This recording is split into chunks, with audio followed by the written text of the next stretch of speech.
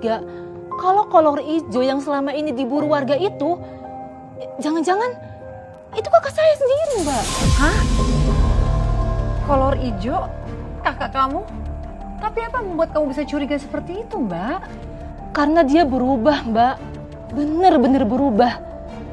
Yang dulunya lemah, sekarang malah jadi kayak bukan manusia biasa, Mbak. Preman-preman yang sempet mau bunuh dia, itu dihajar balik Mbak sendirian. Dan preman itu kalah. Dan kamu lihat sendiri kejadian ini, Mbak? Iya, Mbak. Tapi Mbak, artinya kamu sekarang meyakini bahwa kolor ijo itu adalah kakak kamu sendiri? Saya nggak mau nuduh, Mbak. Tapi firasat saya bilang begitu.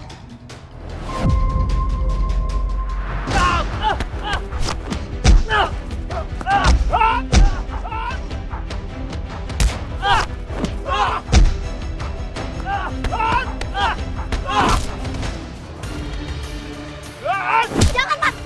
Mas, jangan, Mas! Apa sih? Mikir kamu? Jangan, Mas! Mereka bisa mati.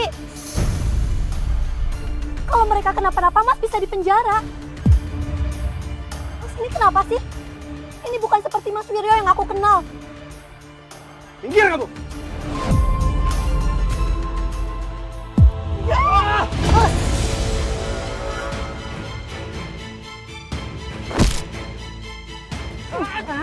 Kamu ini apa-apaan sih? Gak usah ikut campur urusan sama kamu. Tapi Bu, itu Mas Wiryo hampir bunuh orang, Bu. Kamu tahu apa sih? Mereka itu udah pantas mendapatkannya. Udah kamu diem aja, gak usah ikut campur.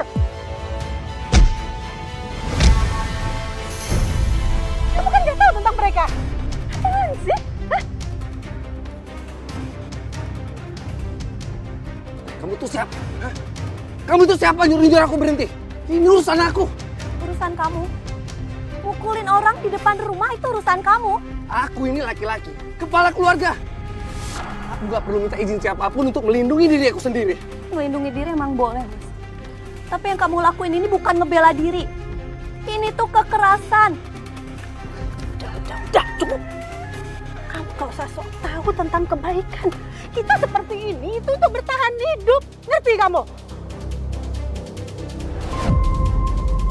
Aku nggak tahu lagi sekarang. Aku nggak tahu siapa kamu. Yang jelas, orang yang sekarang berdiri di depan aku bukan Mas Wiryo yang aku kenal.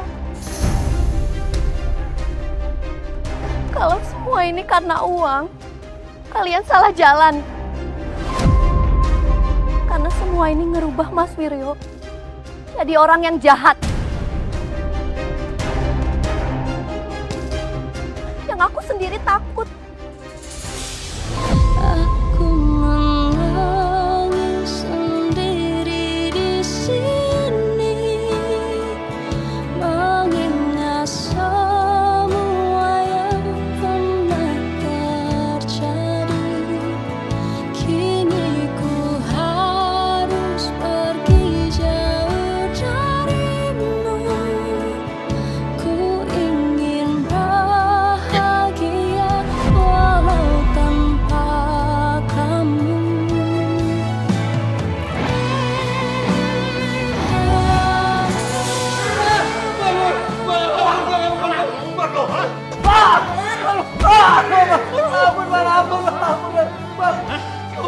Sumpah bang, gua gak punya uang lagi tuh. Udah,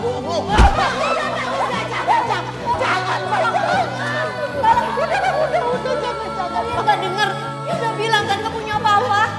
Gak bisa, dia harus bayar utang utangnya.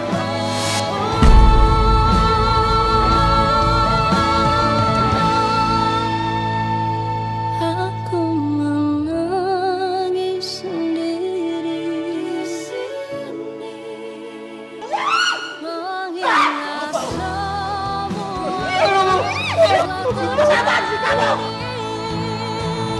Kini ku harus pergi jauh darimu. Ku ingin bahagia. Waktu itu saya mulai mikir, Mbak. Kayaknya yang saya hadapi itu bukan cuma soal keserakahan biasa. Waktu itu saya mulai merasa aneh. Aneh bagaimana, Mbak? Ya aneh aja, Mbak.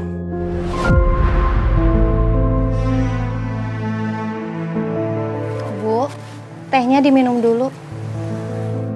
Rencananya besok aku mau ngelamar kerja di 2 tempat. Siapa tahu dapat. Ngapain sih?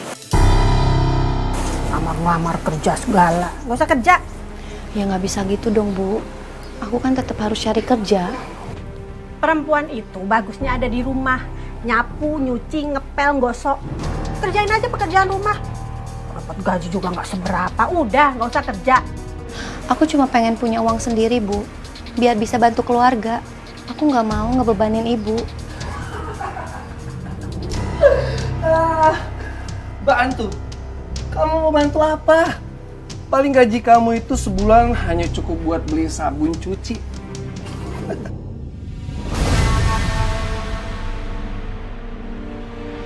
Kamu ambil uangnya, nanti kalau kurang, kamu minta lagi, Kak.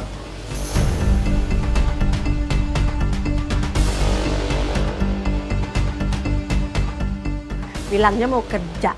Nggak taunya menguting duit tuh. Nggak jelas deh kamu tuh.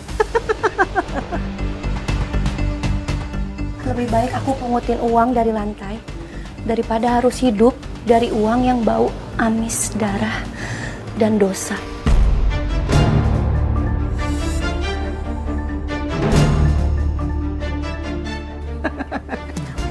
Serah kamu lah. Capek, pusing ibu. Dari cara dia bicara, cara dia jalan, bahkan cara netep ke saya aja tuh beda, Mbak.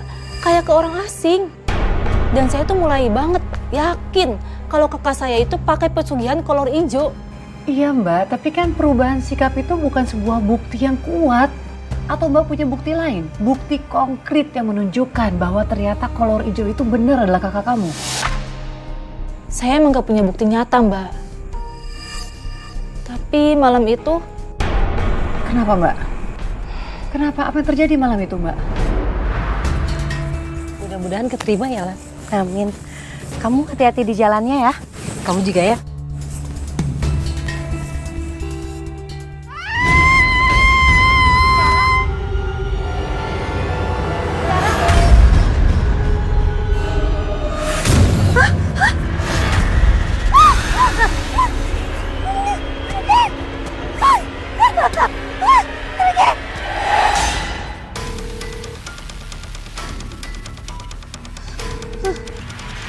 Mas Wiryo.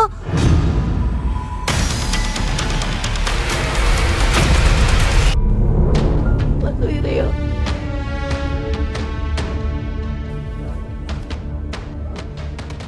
Mas Wiryo.